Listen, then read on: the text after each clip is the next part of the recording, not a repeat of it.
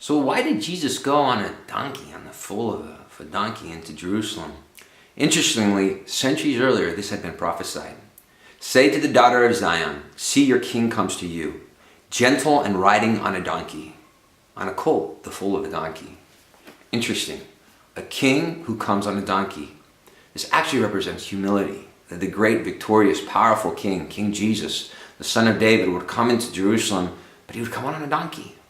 And what we see in Jesus is we see the mixture of humility and power. Great humility, and many people mistake humility for being weakness, but ultimately what humility is being secure in our own identity, in our own relationship. It's being friendly and courteous. It's being able to learn, to be teachable, and not just being able to be teachable, but also being content. Finding a source of contentment, a source of life, which does not depend on our circumstances, but something deeper, and ultimately Jesus' source of life was his relationship with his Father.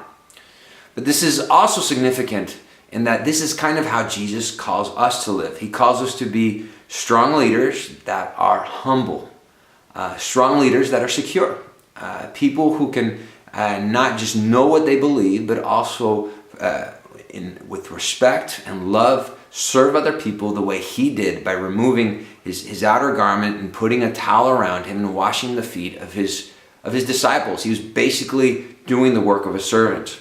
And so this is what we see, is that Jesus says, come as you are, and he says, come if you're tired and you're weary, and I will give you rest. And how can Jesus give us rest? Why does he do this? Because he says, I am humble. I am humble in heart. So why do we see Jesus coming on a colt, on a donkey into town? Because he's a great, victorious king, but he's a humble one. Not in a Mercedes-Benz, not in the nicest Rolls-Royce, but he came to serve us as one who came and was born in a manger with a bunch of animals. God is not far away from us. He wants to be close to us as our next breath.